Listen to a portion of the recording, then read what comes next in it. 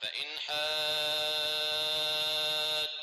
فقل أسلمت وجهي لله ومن اتبعني وقل للذين أوتوا الكتاب والأميين أأسلمتم فإن أسلموا فقد اهتدوا وإن تولوا فإنما عليك البلاغ والله بصير بالعباد.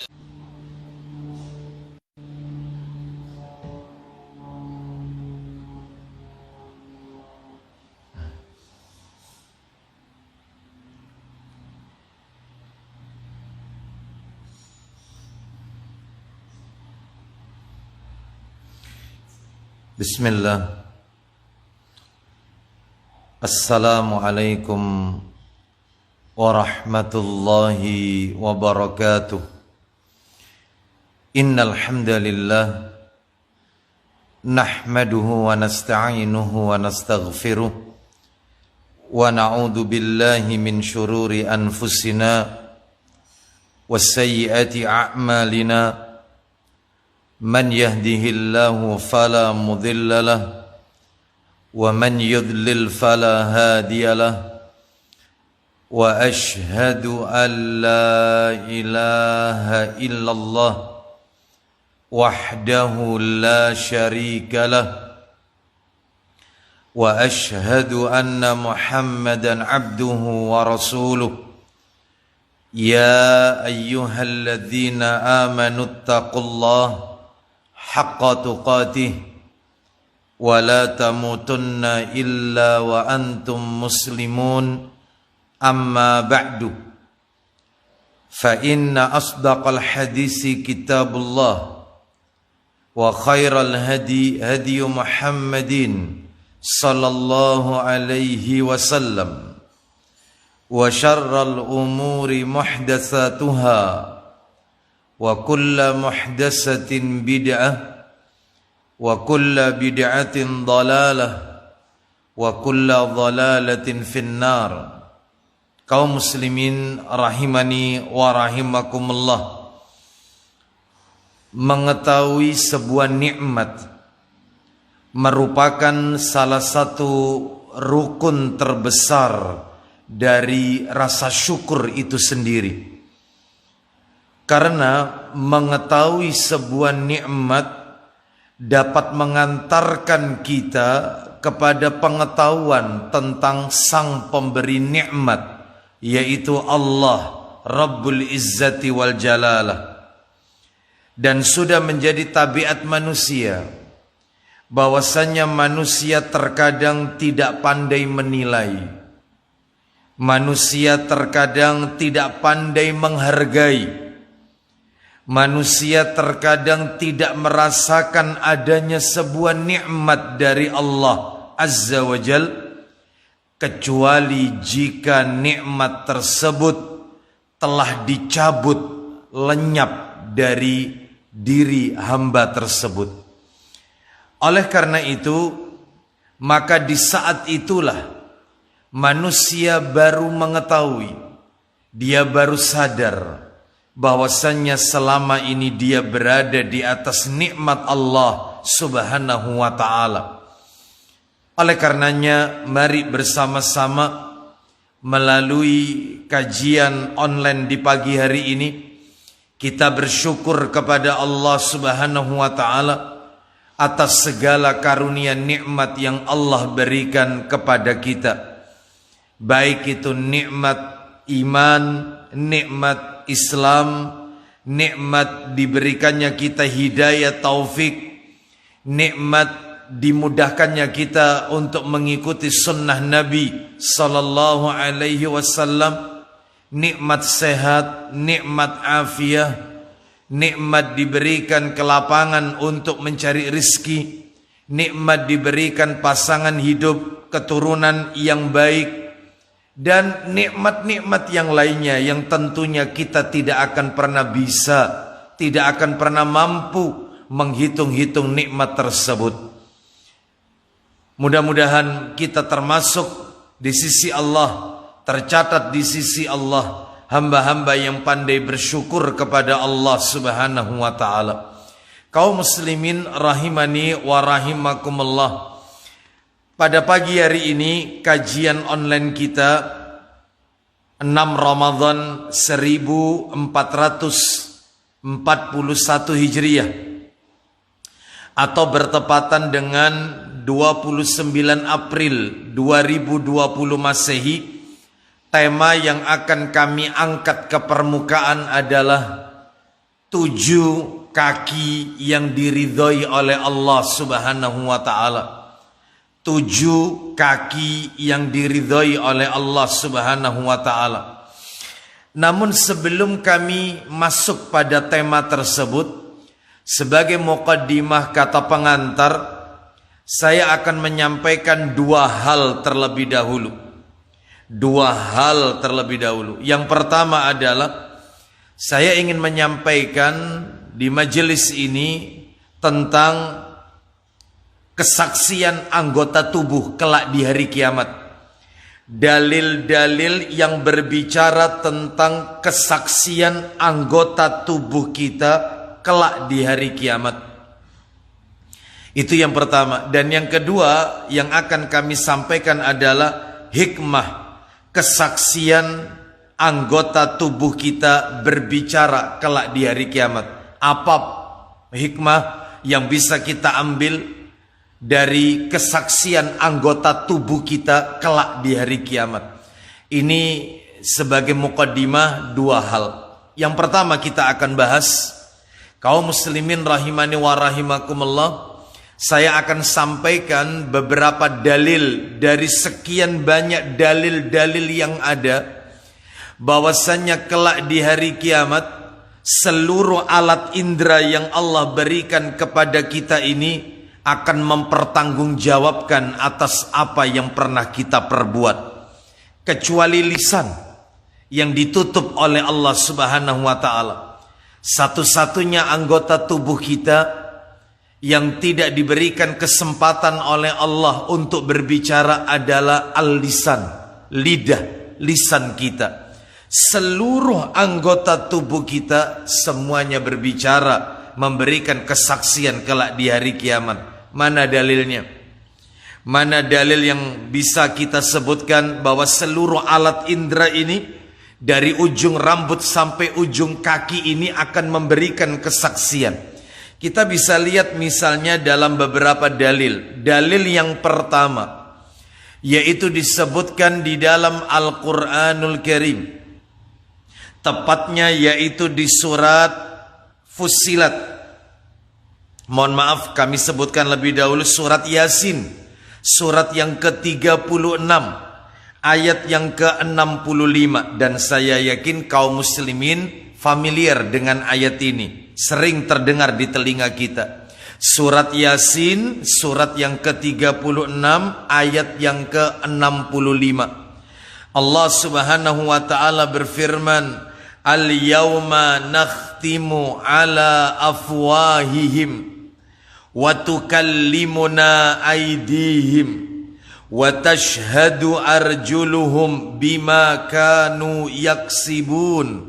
Yang artinya, dan ingatlah pada hari ini, kata Allah Azza wa Jal, pada hari ini kami tutup mulut mereka. Yang dimaksud dengan pada hari ini, hari kiamat kelak.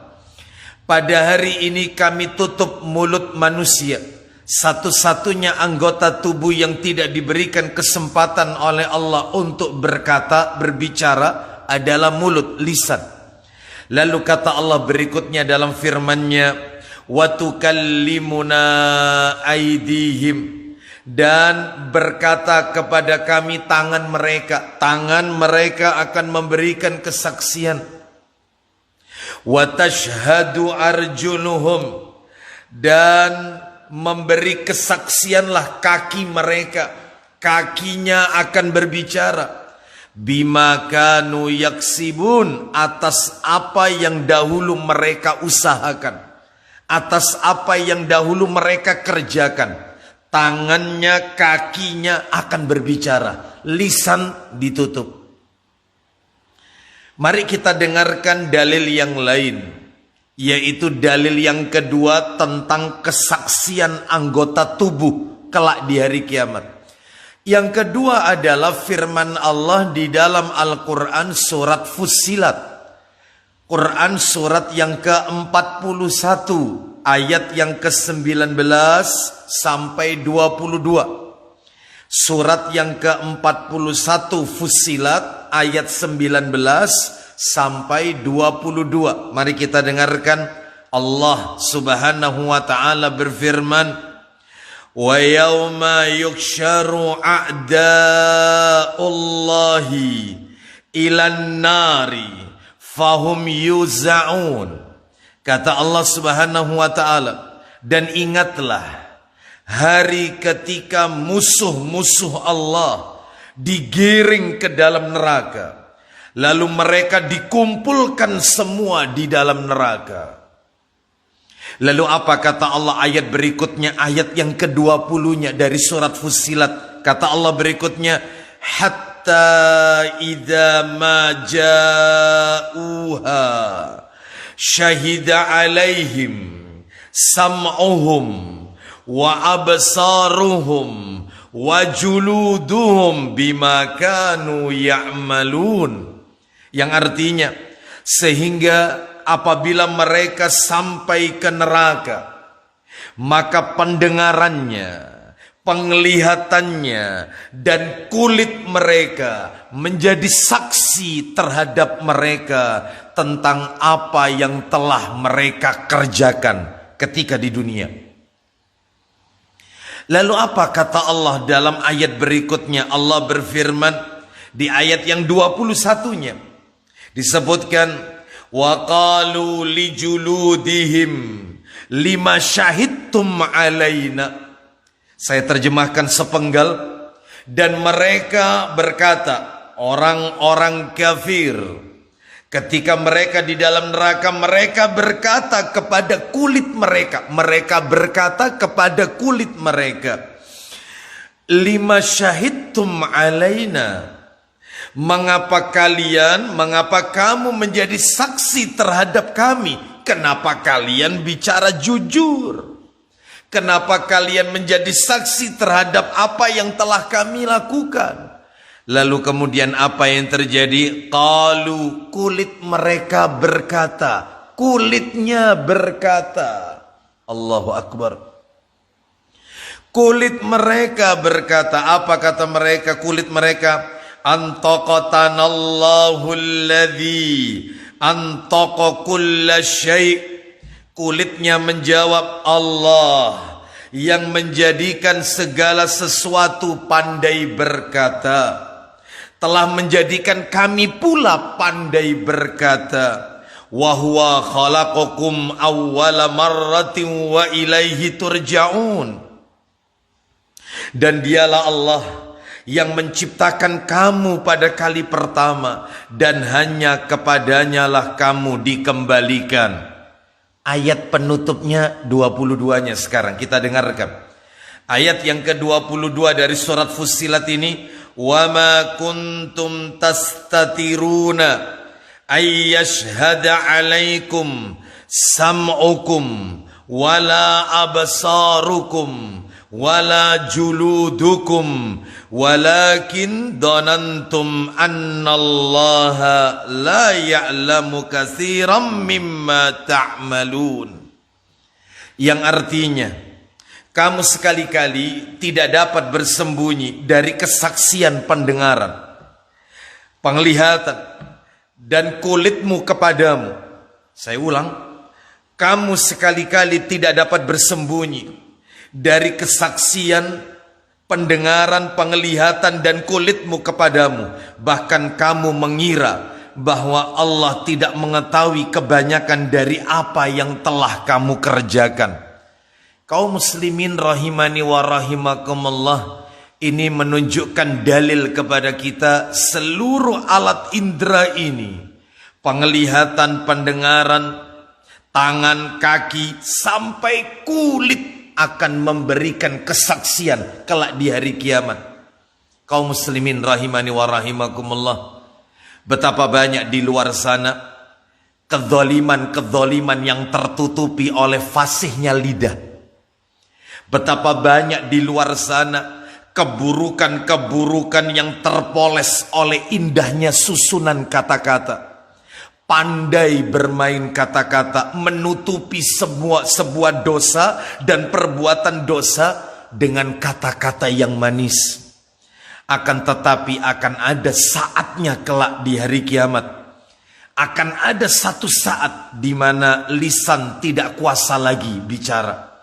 Akan ada satu waktu di mana dia tidak mungkin memungkiri kejahatan yang telah dilakukan oleh sekujur tubuhnya. Dan seluruh tubuh tidak akan lagi berpihak pada lisannya. Tangannya, kakinya, kulitnya, pendengarannya, penglihatannya tidak akan pernah berpihak, yaitu dengan lisannya. Namun tubuhnya menurut dan taat kepada Allah Subhanahu wa ta'ala. Saat itu pasti akan terjadi. Oleh karena itu kaum muslimin rahimani wa rahimakumullah, ini dalil yang kedua yang menunjukkan kesaksian anggota tubuh nanti kelak di hari kiamat. Dalil yang ketiga. Dalil yang ketiga yaitu disebutkan di dalam hadis riwayat Abu Dawud. Di dalam riwayat Abu Dawud dalam sunannya, Sunan Abu Dawud, kita bisa dapatkan dalam Sahih Sunan Abu Dawud, hadis yang ke 1501. 1501. Kita dengarkan dari sahabat Yusairah radhiyallahu anhu, anna nabiyya sallallahu alaihi wasallam amarahunna an yura'ina bitakbiri wa taqdisi wa tahlili. Disebutkan kata Yusairah radhiyallahu an bahwasanya Nabi sallallahu alaihi wasallam memerintahkan mereka para sahabat supaya terus menjaga amalan takbir. Lalu kemudian takdis. Takdis di sini adalah tasbih dan tahlil. Yang dimaksud takbir mengucapkan Allahu Akbar, Allahu Akbar, Allahu Akbar dan seterusnya. Lalu takdis atau tasbih subhanallah, subhanallah dan seterusnya. Dan tahlil ucapan la ilaha illallah wahdahu la syarikalah dan seterusnya. Nabi memerintahkan supaya mereka terus yaitu menjaga amalan, membaca zikir-zikir itu. Lalu kemudian apa kata Nabi berikutnya? Wa an yaqidna bil anamili fa innahunna mas'ulatun wa mustantaqatun. Kata Nabi, hendaklah mereka menghitung dengan memakai ujung jari. Zikir itu dengan jari jemari. Hendaklah mereka menghitungnya dengan ujung jarinya. Karena ujung-ujung jari-jarinya tersebut kelak pada hari kiamat akan ditanya dan ia akan bicara. Berdasarkan dalil ini bahwasannya berzikir yang lebih utama, yang mencocoki sunnah Nabi Sallallahu Alaihi Wasallam adalah berzikir dengan menggunakan yaitu ujung-ujung jari atau ruas-ruas jari. Karena jari-jari ini nanti akan ditanya dan dia akan berbicara. Dan itu yang lebih utama. Berzikirlah dengan menggunakan jari jemari kita, ruas-ruas jari kita, dan sebaiknya tidak berzikir dengan menggunakan biji-bijian tasbih. Kaum muslimin rahimani wa rahimakumullah, ini menunjukkan jari bisa bicara. Dia akan ditanya dan akan bicara. Kalau mau diurut dari depan, yang akan berbicara kelak di hari kiamat adalah yaitu tangannya, kakinya, pendengarannya, penglihatannya, ya, kulitnya. Baru saja kita dengarkan jari-jarinya. 6. Cukup belum? Mari kita lihat dalil yang keempat yang menunjukkan kesaksian anggota tubuh kita kelak di hari kiamat akan berbicara. Disebutkan di dalam hadis riwayat Muslim Kita bisa dapatkan keterangannya di dalam kitab Sahih Targhib wa Tarhib. Hadis nomor 3609.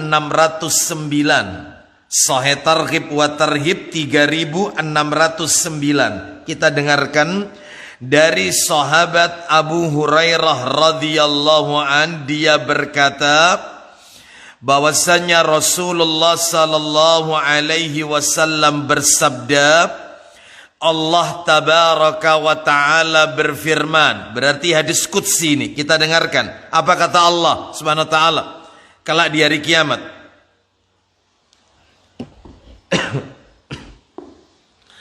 Yaitu disebutkan, thumma yaqul, kemudian Allah berkata. Apa kata Allah kelak di hari kiamat? Al-an nab'asu syahidan.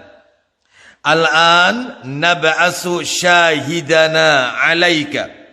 Kata Allah subhanahu wa ta'ala, sekarang kami panggil saksi kami atasmu.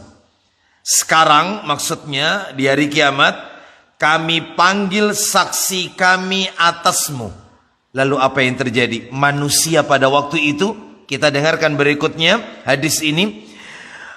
Fayatafakkaru fi nafsihi. Manusia pada saat itu berpikir-pikir di dalam jiwanya, siapa yang akan menjadi saksi atasku? Kata manusia nanti di hari kiamat, memangnya siapa yang akan menjadi saksi atas perbuatan yang pernah aku lakukan? Mereka berpikir terus karena Allah mengatakan, sekarang kami panggil saksi kami atasmu, kata Allah. Manusia berpikir, memangnya siapa yang akan menjadi saksi bagi kami? Lalu apa yang terjadi? Kemudian disebutkan dalam hadis ini, man dzalladzi yashhadu alayya. Mereka mengatakan, siapa yang akan menjadi saksi bagi kami? Siapa yang menjadi saksi atasku? Lalu apa yang terjadi? Fayukhtamu ala fi, lalu mulutnya dikunci, mulutnya ditutup.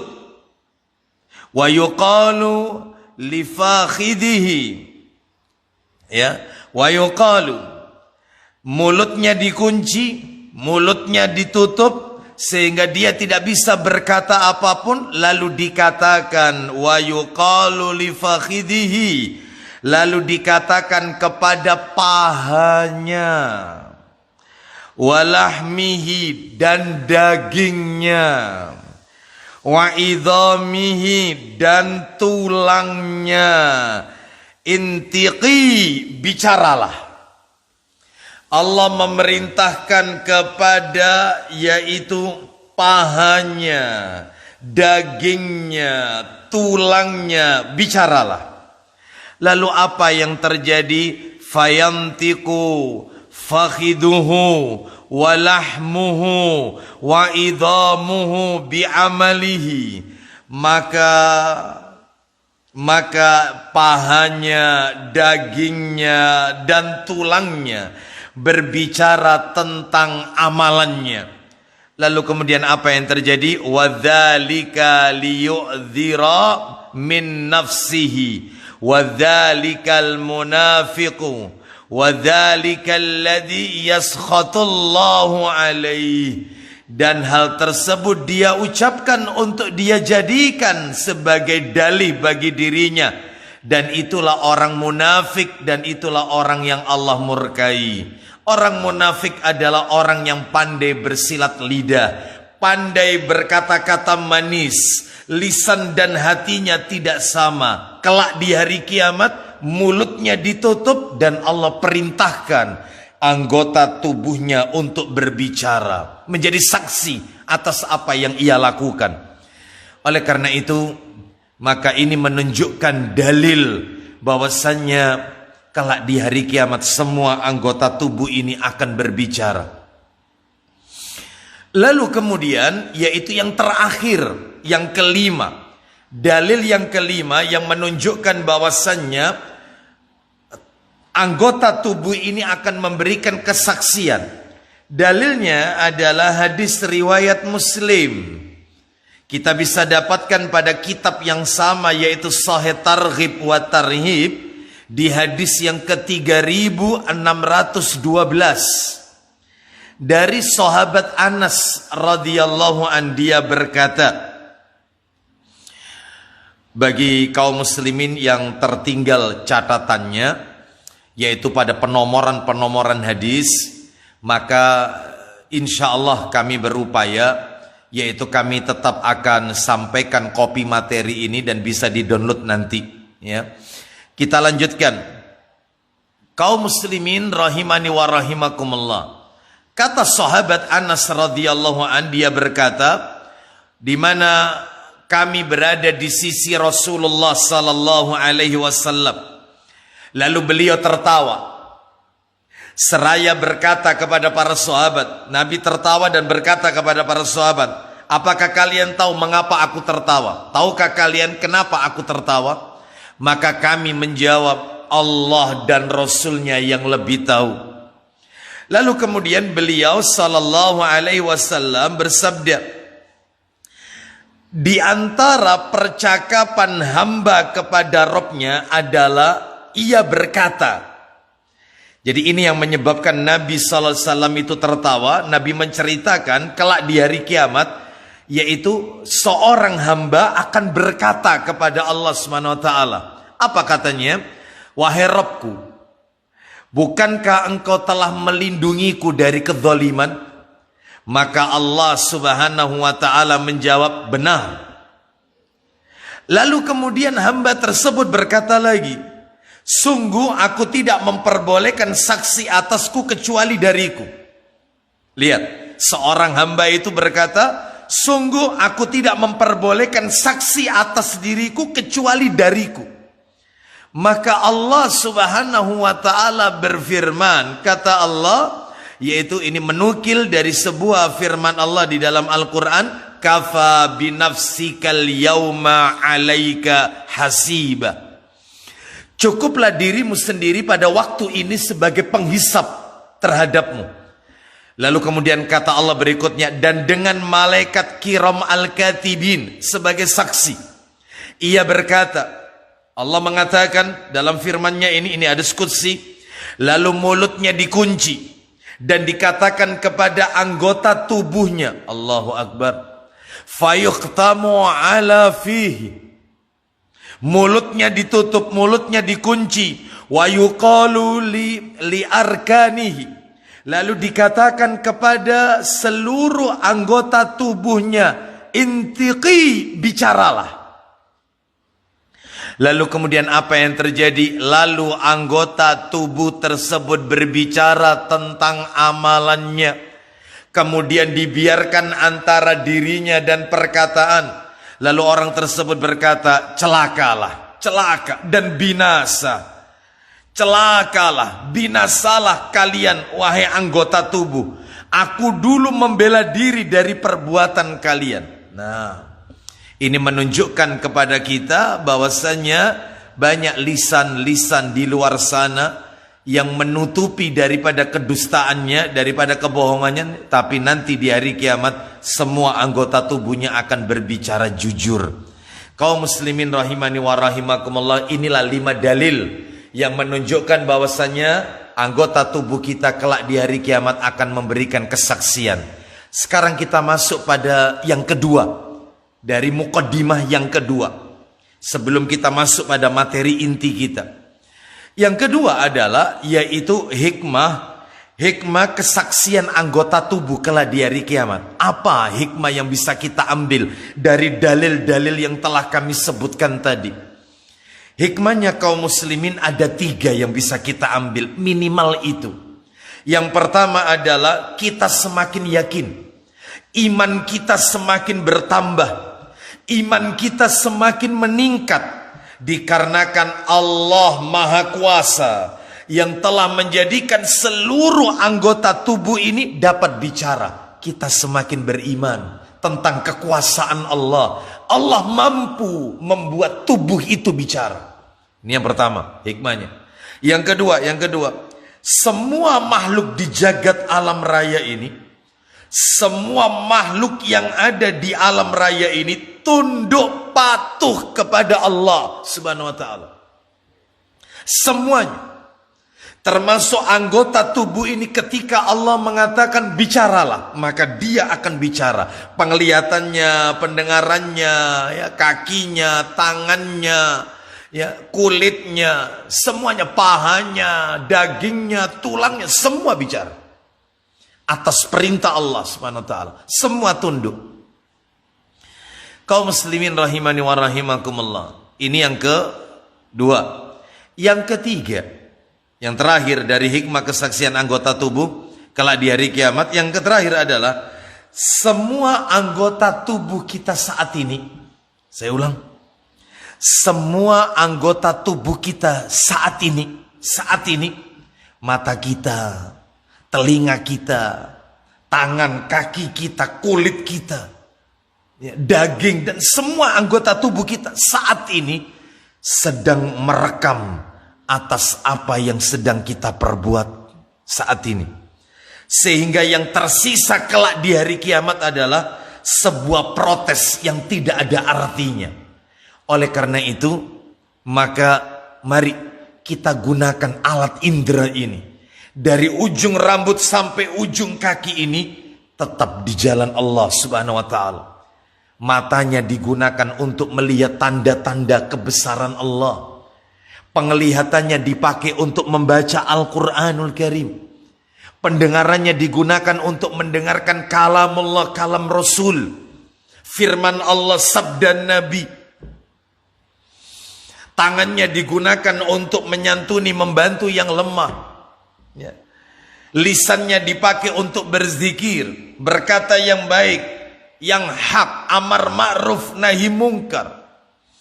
Kakinya digunakan, yaitu di jalan Allah. Kalau ini yang dilakukan, maka alat indera itulah yang akan menuntun dia nanti ke surga Allah Subhanahu wa ta'ala. Namun sebaliknya, jika matanya digunakan untuk melihat maksiat, telinganya ia gunakan untuk mendengarkan gunjingan, lisannya berkata dusta, sumpah palsu, kotor, jorok, tangannya digunakan untuk menzalimi orang, kakinya digunakan ke tempat maksiat, waliyadzubillah, maka itulah yang akan menyeret dia ke neraka Allah Rabbul Izzati wal Jalal. Oleh karena itu kaum muslimin rahimani wa rahimakumullah, kita diciptakan oleh Allah tujuannya hanya satu, beribadah, mentauhidkan Allah Subhanahu wa ta'ala. Wa ma khalaqtul jinna wal insa illa liya'budun. Dan tidaklah aku ciptakan jin dan manusia kecuali untuk beribadah kepada Allah Subhanahu wa ta'ala. Maksudnya beribadah, mentauhidkan Allah Subhanahu wa ta'ala. Kita diciptakan oleh Allah bukan untuk sesuatu yang percuma, main-main, tidak, tetapi untuk mentauhidkan Allah, untuk beribadah kepada Allah Subhanahu wa ta'ala. Semoga Allah Subhanahu wa ta'ala mewafatkan kita dalam keadaan husnul khatimah, dan hidup kita ini, sisa hidup kita ini kita gunakan untuk taat kepada Allah Subhanahu wa ta'ala. Kaum muslimin rahimani wa rahimakumullah, yaitu sekarang kita akan masuk pada materi inti kita. Kita akan berbicara yaitu kaki, 7 kaki yang diridhai oleh Allah Subhanahu wa ta'ala. Maksudnya ada 7 amalan. Ada 7 amalan yang dikerjakan oleh kakinya, yang dilakukan oleh kakinya, ya, yang bisa menyelamatkan dia nanti di hari kiamat. 7 kaki yang diridhai oleh Allah. 7 kaki yang mengantarkan seorang hamba ke surga Allah Subhanahu wa ta'ala. Apa saja itu amalannya? Di antara yang bisa kami sebutkan, yang pertama adalah agar kita selamat dari persaksian kaki kita kelak di hari kiamat, dari apa yang telah kita perbuat, maka lakukanlah amalan-amalan ini. 7 amalan yang kami beri judul 7 kaki yang diridhai oleh Allah Subhanahu wa ta'ala. Yang pertama adalah yaitu thalabul ilmi, menuntut ilmu, datang ke majelis ilmu. datang ke majelis ilmu. Mana dalilnya? Dalilnya disebutkan yaitu di dalam hadis yang diriwayatkan oleh Muslim dalam sahihnya. Kita bisa dapatkan yaitu di dalam Sahih Targhib wa Tarhib hadis yang ke-84.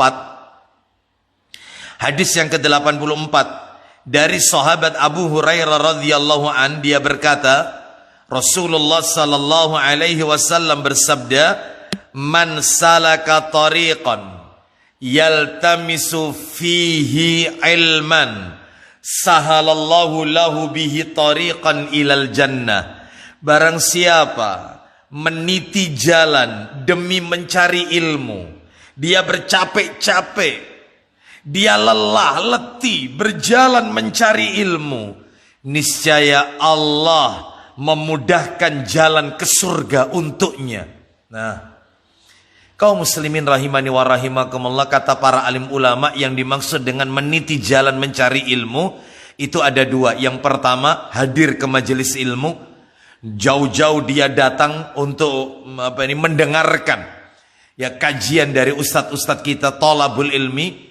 Ya, makna yang kedua adalah sekalipun dia tidak datang karena terkondisikan sebagaimana yang terjadi saat ini karena pandemi yaitu COVID-19, ya virus corona ini, sehingga belajar di rumah, ngaji di rumah, bekerja di rumah, ya. Maka dengan seperti ini juga termasuk kategori thalabul ilmi, mencari ilmu di jalan Allah. Mudah-mudahan kita semua termasuk orang-orang yang tercatat di sisi Allah sebagai penduduk surganya Allah Subhanahu wa taala, dan niat kita diridhoi oleh Allah untuk menuntut ilmu sekalipun kaki kita tidak melangkah menuju ke majelis taklim. Ini yang pertama, thalabul ilmi. Yang kedua amalannya, amalan yang kedua yaitu amalan kaki yang diridhoi oleh Allah Subhanahu wa taala. Amalan yang kedua adalah berjalan menuju masjid. Berjalan menuju masjid. Sebelum berjalan, yaitu kita sampaikan dalil berjalan menuju masjid, saya tambahkan lagi untuk yang nomor satu tadi, thalabul ilmi, dalil yang lain. Dalil yang lain disebutkan di dalam riwayat At-Tirmidzi. Kita kembali ke nomor satu kaum muslimin. Kita belum beranjak ke nomor dua. Saya tambahkan dalil yang lain. Diriwayatkan oleh Tirmidzi dan Al-Hakim serta Ibnu Hibban. Kita bisa dapatkan keterangannya dalam Sahih Targhib wa Tarhib hadis nomor 85. Menarik ini untuk kami sampaikan. Yaitu disebutkan bahwasannya dari Zir bin Hubaish radhiyallahu an, dia berkata, aku datang kepada Safwan bin Asal al-Muradi radhiyallahu an. Dia bertanya, apa yang membuatmu datang? Apa yang membuatmu datang? Aku menjawab, mencari ilmu. Mencari ilmu. Dia berkata, yang dimaksud dia di sini adalah yaitu Safwan bin Asal al-Muradi. Dia berkata, aku telah mendengar Rasulullah sallallahu alaihi wasallam bersabda. Kita dengarkan baik-baik. Ma min kharijin kharaja min baitihi fi talabil ilmi illa wada'at lahul malaikatu ajnihataha ridhan bima yasna'u. Yang artinya, tidak ada orang yang keluar dari rumahnya, tidak ada orang yang keluar dari rumahnya demi mencari ilmu.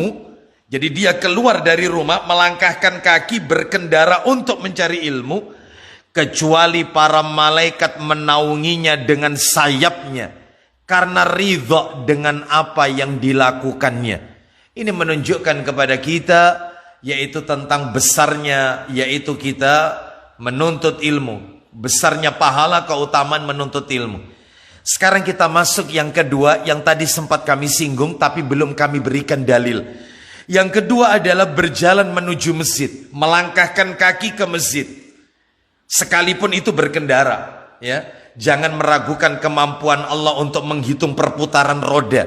Sekalipun tidak yaitu melangkahkan kaki tetapi berkendara. Allah Maha mampu untuk menghitung itu.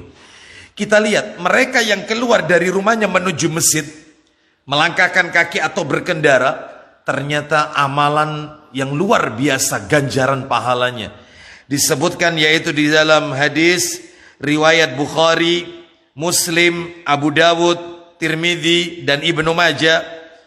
Kita bisa dapatkan yaitu di dalam kitab Sahih Targhib wa Tarhib, hadis nomor 297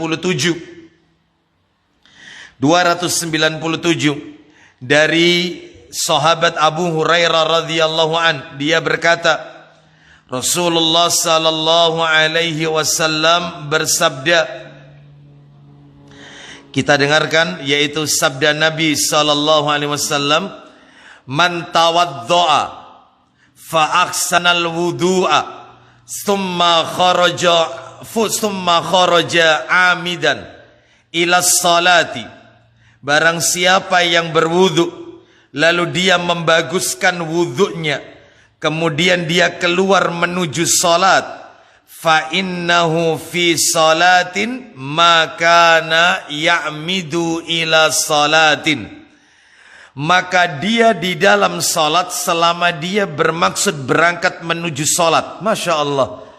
Siapa yang keluar dari rumah dalam keadaan suci, berarti wudhunya di rumah, lalu dia melangkahkan kakinya keluar dari rumah menuju masjid, maka perjalanan dia menuju masjid sudah dianggap oleh Allah dalam keadaan sholat.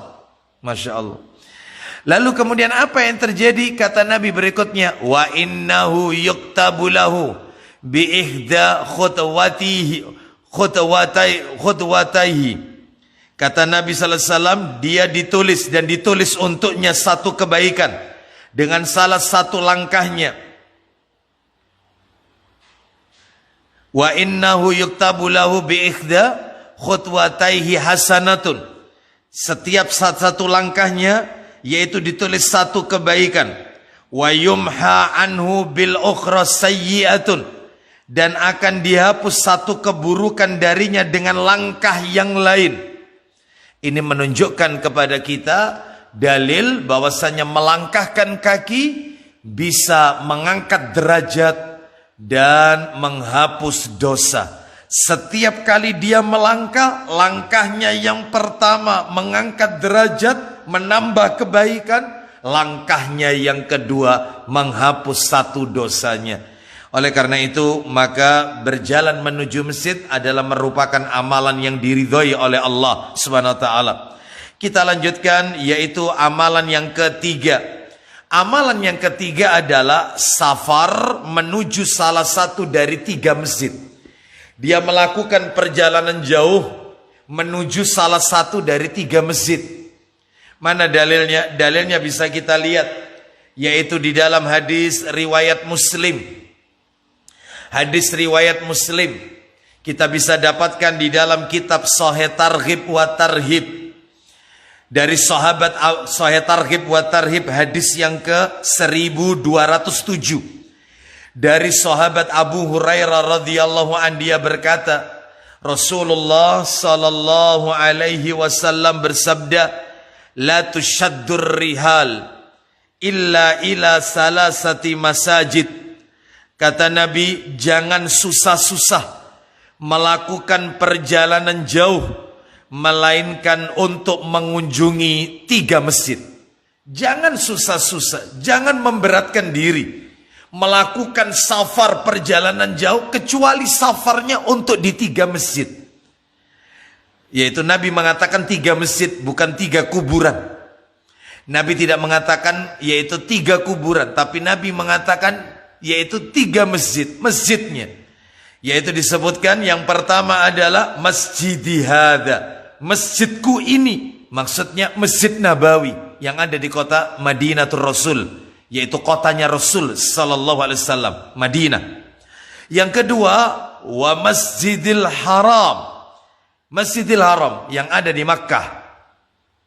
Dan yang ketiga, wa Masjidil Aqsa, Masjidil Aqsa yang ada di Palestina, Baitul Maqdis. Kaum muslimin rahimani wa rahimakumullah. Oleh karena itu, jika kita diberikan kelapangan rizki oleh Allah, maka gunakanlah rizki itu. Jika kalau kita ingin yaitu melakukan perjalanan jauh, berlibur, maka berliburlah ke tempat-tempat yang diridhoi oleh Allah Subhanahu wa taala. Gunakan harta kita yang bisa mendatangkan pahala dari sisi Allah Subhanahu wa taala ke Madinah, Mekah atau Palestina, Baitul Maqdis. Tapi masih banyak di luar sana mereka-mereka yang diberikan kelapangan rizki, ketika dalam keadaan berlibur, maka ia gunakan, yaitu berlibur ke negeri-negeri orang-orang kafir, yaitu dia ingin melihat, menikmati pemandangannya dan seterusnya. Dia tidak menginginkan, yaitu mengambil pelajaran di dalamnya, tapi ingin, yaitu melakukan, selain daripada itu, ingin melihat keindahan atau keindahan negeri tersebut, pemandangannya, dingin hawanya dan seterusnya. Terkecuali jika dia pergi ke negeri tersebut, yaitu misalnya untuk berobat, ya, lalu kemudian misalnya di situ ada sejarah-sejarah Islam yang dia harus, yaitu ingin mengetahuinya di mana dan seterusnya, maka ini tentunya masih diperbolehkan. Kaum muslimin rahimani wa rahimakumullah. Kita lanjutkan, yaitu yang berikutnya, yang keempat. Amalan yang keempat dari kaki yang diridhoi oleh Allah SWT, yang keempat, bekerja untuk memberi nafkah kepada keluarga. Dia bekerja untuk memberi nafkah kepada keluarga. Dia bekerja untuk memenuhi kebutuhan keluarga. Mana dalilnya? Yaitu disebutkan di dalam hadis yang diriwayatkan oleh Abu Dawud, Tirmidzi, An-Nasai, Ibnu Majah dan Ibnu Hibban dalam kitab Sahih Targhib wa Tarhib, hadis nomor 1692.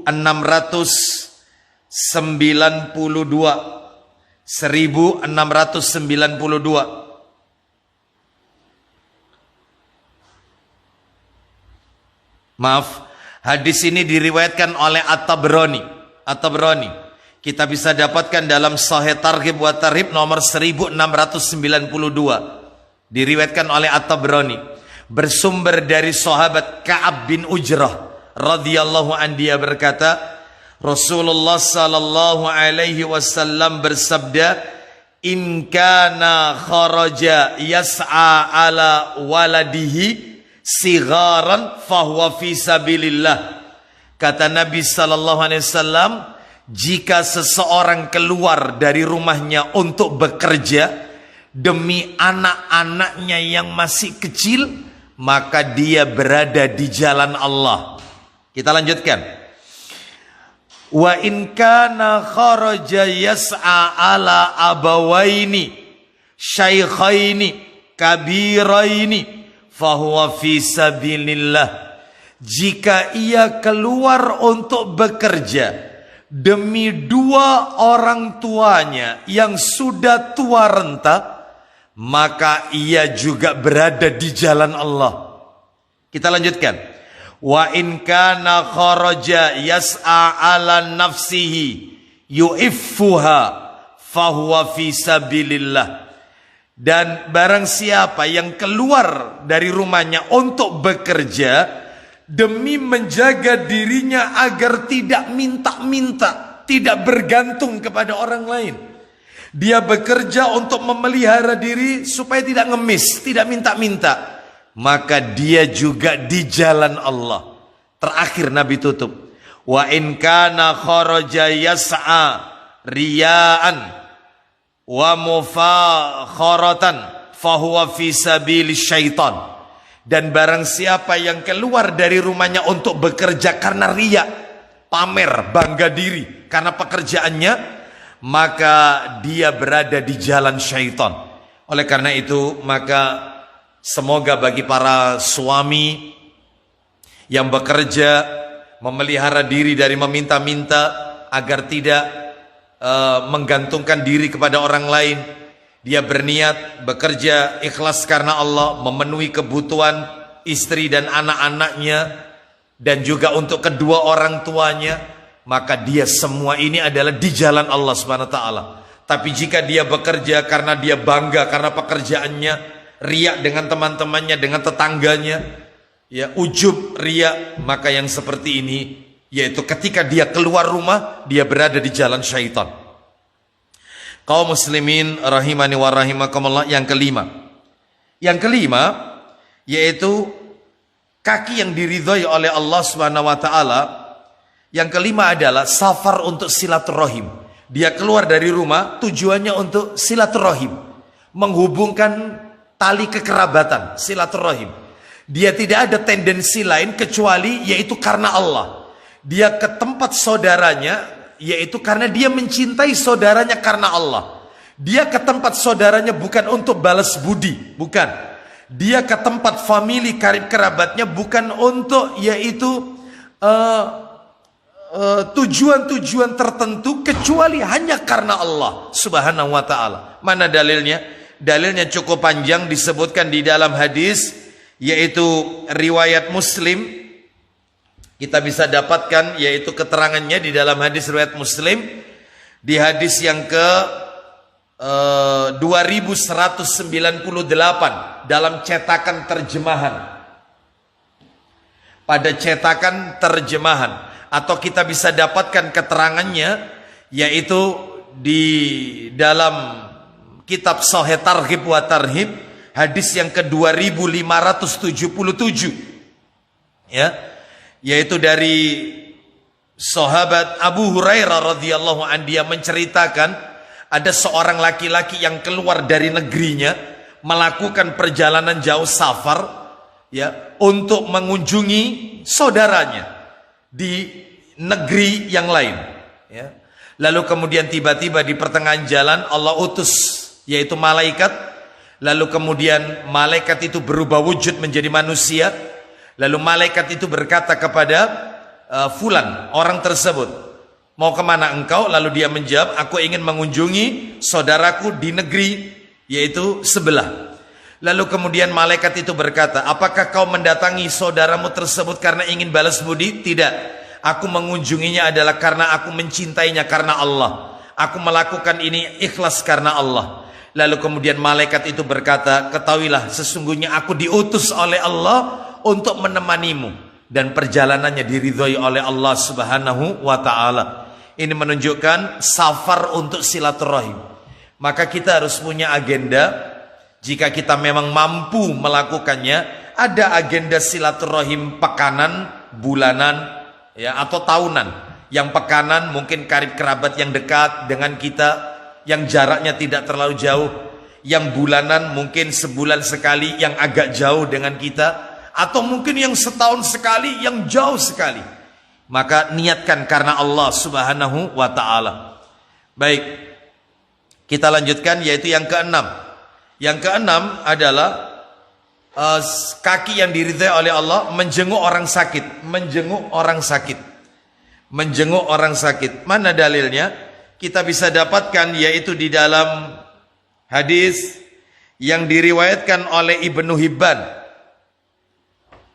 dalam kitab Sahih Targhib wa Tarhib, hadis yang ke 3474. 3474. Kita dengarkan yaitu dari sahabat Abu Hurairah radhiyallahu an, dia berkata Rasulullah sallallahu alaihi wasallam bersabda,